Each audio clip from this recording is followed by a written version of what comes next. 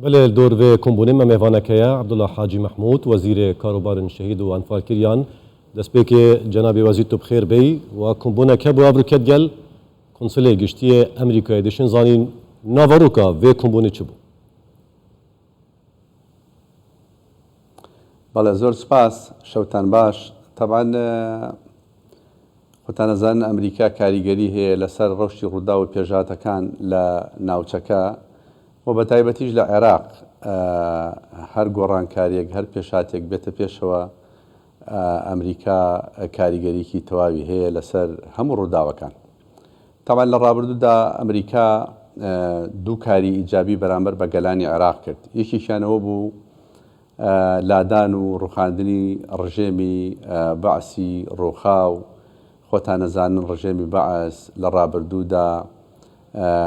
بوو بووە بە لەناوبردننی گەلانی عێراق بە تایبەتیش گەلی کوردستان زۆربەی شار و شارۆچکەکان و هەزاران کەسی جینۆساید کرد لە کوردستاندا. ئەوە دەستکەوتێکی باش بوو لە کاتی خۆی کە ئەمریکا هاوکار و پشتیوانی گەلانی عێراق بوو بە پێی ئەو هەلومەرج و ڕەوشی ڕووداوانەی کە لەو کاتەدا لەگەڵ بەرژەوەندەکانی ئەوان یەکی گرتەوە. خاڵێکی تر لە کاتی ڕوبەڕووبوونەوەی تیرۆرستانی داعش ئەمریکا سەرۆکایەتی هاوپەیمانێتێکی کرد لەگەڵ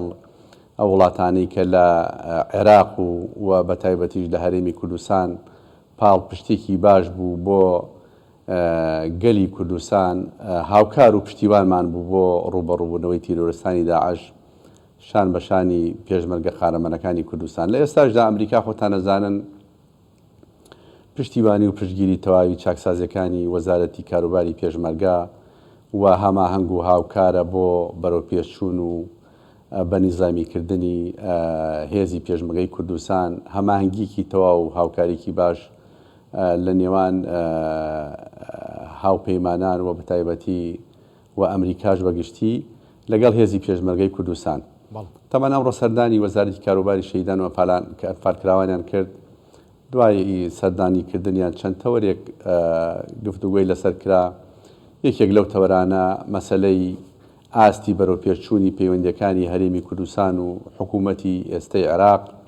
کە قۆناغێکی باشی بڕیوە و گفتوگۆکرا لەسەر شایستەداراییەکانی خەڵکی کوردستان لەسەر بنەمای دەستور بە پێی یاسا. ئەوانیش تاکیدیان کردەوە کە ئەوانیش لایەنێکی ئیجابین هەم لە ڕێی باڵوێزخانەکانی باڵوێزخانەی عێراق ئەمریکا لە عێراق هەم لە ڕێگەی وەفد و ئەو وەفدانی کە سەردانی هەرێمی کوردستانەکەن هەماهەنگی و پەیوەندی هەیە بۆ ئەوەی ماف و شایستەداراییەکانی گەلی کوردستان و ئەو پەیوەندی هەیە لەگەڵ عێراق قۆناغی باشی بڕیوە بە تایبەتی مەسەلەی تێپەڕاندنی پرۆژە یاسای بودجە و هەروەها بۆ چارەسەرکردنی ئەو کێشە و گیر و گرفتانەی هەیە و تاکیدیشان کردەوە کە ئەوان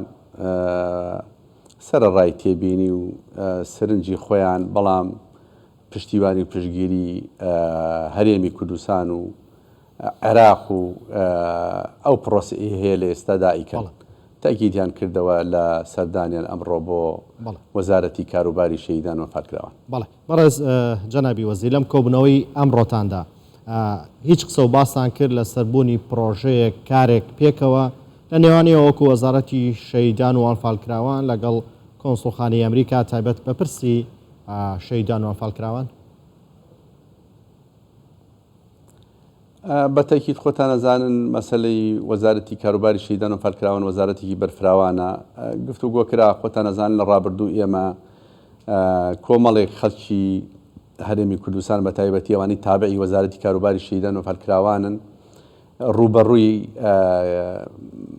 ئاستەنگی زۆر بوونەتەوە بە تایبەتی زیندانیانی سیاسی مەسەلەی قوربانیانی جینۆساید بەرکەوتوانی چەکی کیمیاوی تاقانەکانی ئەنفال گفتوگۆمان کرد کە ئەوانە لە ڕووی دەرونیەوە پێویستیان بەوە هەیە کە ڕێکارێ بگرینە بەر لە ئایندەدا هەماهەنگی و هاوکاریمان هەبێ کار بکەین لەسەری ئەوانیش مانەعیان نەبوو و ڕێکاردانراوە کە لە ئایندەدا کار بکەین بە ئاراستەیە کە بتوانین خزمەتێکی بچووک بە قوربانیانی شەهیدان و جینۆساید کراوانی خەڵکی کوردستان و زیندانیانی سیاسی بکەین. بله جناب وزیرتت خلال آخف ناخدا بحثی آماجب خالکی کرد و امریکا دوپاتی کرد برجواندیا خو و پشتوانیا خویا ولاتی امریکا بو هرما کردستانه و تمشین بیشن که آست پیوندیان هرما کردستانه و امریکا ده آسته که برزو بالا دایه. بەڵێ تاکید گفتوگۆ کرا خۆتان ئەزانن ساڵانێکی دوور و درێژە ئەمریکا هاوپەیمان و پشتیوانی گەلانی عێراقە بەگشتی و مەبەستێستی ئیستیقرار و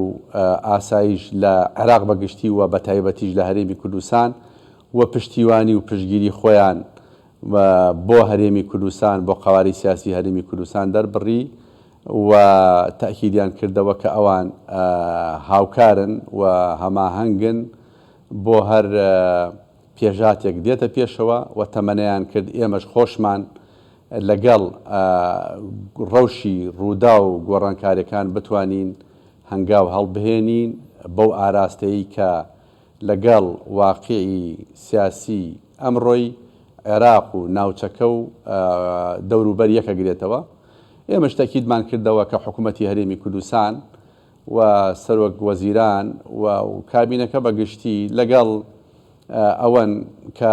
بیرروڕای جیاواز هەبێ و تەجاوەزی کۆمەڵێ شت بکرێ و لەگەڵ ئەوەین کە چاکسازی بکرێ و تاکیدیشمان کردەوە خۆتان ئەزانن حکوومەتی هەرێمی کوردستان سەرڕای نەناردنی شایستەدارایەکان لەلایەن حکوومەتی عێراقەوە خۆشبەختانە توانیوێتی بەڕادەیەکی باش بودجەی موچەی هاوڵاتیانی هەرێمی کوردستان و دام و دەستگاکانی حکوومەتی هەرێمی کوردستان لەگەڵ ئەو داهاتەی لەبەردەسە سەرڕای چەندین گیر و گرفت ئەرقەلە و بربەست و لەگەڵ ئەو چاکسازیانەی کە هەیە حکوومەتی هەرێمی کوردستان کردوێتی توانیوێتی ئیدارەی کاروباری حکومداری لە هەرێمی کوردستان بدات کە ئێمە غەدرێکی زۆرمان لێکراوە لەلایەن حکوومەتی عێراق و مەشاکیلێکی زۆر هەیە بەڵام تەجاوزی ئەوانەمان کردووە ئەوانیش تەفاومی ئەویان کرد و خۆشحاڵ بوون کە حکوومەتی هەرێمی کوردستان قۆناغی باشی بڕیوە و من ڕامگەیان ئێمە تموحمان لەوە زیاترە ئەوەی هەیە لە تموحی ڕێکار و کارنامەی نوێی حکوومەتی هەرێمی کوردستان نییە بەڵام سەرڕای ئەو ئەرقەلە و گیر و گرفتانەی هەیە حکوومەتی هەرێمی کوردستان هەنگاوی باشی هەڵێناوە قۆناغی باشی بڕیوە و پێشکەوتنی تریش بەخۆیەوە بینێ و گفتوگۆ کرا ئەوان پشتیوان و پشتگیری هەرێمی کوردستان بەگشتی و حکوومەتی هەرێمی کوردستانن. بەڵێ چی کراوە بۆ گەڕانەوەی ئەو ڕووفاتانیان فالکراوان کە تا ئێستا ماون و نەگەڕێنراونەتەوە حکوومەتی عێراق تا چەند هاوکارە بۆم پرسە؟ تەبەن مەسەلەی هێنانەوەی ڕووفاتەکان کاری لەسەر کراوە و ڕێکار گیراوەتە بەر ئەوەی مەسەلەی فەنی و تەکنیکی ئێمە ئیشمان لەسەر کردووە گیر و گرفتێکی داخلی هەرێمی کوردستانی خۆمان هەیە کە سوکاری سەربەرزی شەهیدان کێشەی ناوچەیی و هێنانەوەی ڕووفاتەکانیان هەیە ئەوەیش ئیشەڵا لە داهاتوویەکی نزیکە هەنگاو هەڵەیەنین بۆ ئەوەی چارەسەری ئەو کێشانە بکەین و ڕووفاتەکان بهێنینەوە. ئەو کێشانە چین ینی گرفتەکە لەکوێیە؟ بە پێی ئەدیلە و بەڵگەکان خۆتان ئەزان کاتی خۆی ئێمە ئەمانێ بە هەمان ڕێکاری پێشوو کە ڕووفاتەکان هێنراونەتەوە لەلایەن حکوومەتی هەرێمی کوردستان لەگەڵ حکوومەتی عێراقی کە هەمانگی هەبووە پێکەوە ئەمانەوێ بە هەمان ڕێکاری پێشوو ئەو ڕووفاتانە بهێنینەوە بە پێی ئەو بەڵگە و ئەدیلانەی هەن خەڵکی قەزای چەمچەماڵن بەڵام کە سوکاری قوربانیانی ژمارەیەک تەبەن هەمویان نا ژمارێک لە کە سوکاری قوربانیانی گەرمیان تاکی دەکەنەوە کە ئەو ڕووفاتانە کە سوکاری ئەوانن لەبەرەوە کێشە و گیر و گرفتێک لە نێوان کە سوکاری قوربانیان دروست بووە ئێمەش نامانەوێت بە ئاراستەیەکە بڕواکە بە دوای خۆیدا کێشە و گیر و گرفت بهێنێ ئەمانەوێ بەهودوو بە قەناعەت و گفتوگویان لەگەڵ بکەین بۆ ئەوی چارەسەری بکێشێت. بە پشکنین ئەم کێشەیە چارەسەر نابێت. خۆی ڕووفاتەکان سەررجەمیان پشکنینی یعنی ئێسکیان بۆ کراوە، کۆدیان لەسەر هەیە هەمویان، ئەوانشی کە هاتوۆتەوە زۆربیان بە هەمان ڕێکار هاتوێتەوە. بەڵام لێرە لە سەرەتاوە وا بووە نمونەی خوێن، ینی سمپڵی خوێن وەرنەگیراوە لە کەسوکاری قوربانیان. ئەو عملیش عملەیەکە ئاسان نییە، ینی مدەیەکی زۆریەوێ، کارەکە ئاسانە، بەڵام کەسوکاری شەهید و جینۆساید کراوان و قوربانیان کەسوکاری شەهیدان تا دێن و نمونەی خوێن وەرەگریت و ناسینەوەیان بۆەکەیت، ڕەنگە زۆربەی زۆریشیان خۆتان نەزانن ئێمە ڕێژێکی زۆر بەرکەوە قوربانی جینۆسایدمانەیە، بەڵام زۆربیان هەر وارسیان نەماوە، کەسوکاریان نەماوە. ینی عملیەکە من پێم وایە نەیبەسین بەهێنانەوەی ڕووفاتەکانەوە، من پێم وایە بە هەمان میکانزمی پێشوو چۆن کراوە پێشتر بە هەمان ڕێکار ڕووفاتەکان بهێنینەوە. بەڵام مەسلەی سمپڵی خوێن نمونەی خوێن وەرگرتنیان لە کەسوکاری شەهیدان ئەوە کارێکە ئەکرێ پلانێکی بۆ دابنرێ، دوجار هەموو ڕووفاتێک کۆدێکی لەسرە ئەکرێ بەراورد بکرێ لەگەڵ ئەو نمونانی وەرەگیرێ لەگەڵ ئەو کۆدی ڕووفاتانە. ئەگەر کەسوکاری ئەو قوربانیانە بوون ئەوە یەکتری دەناسنەوە و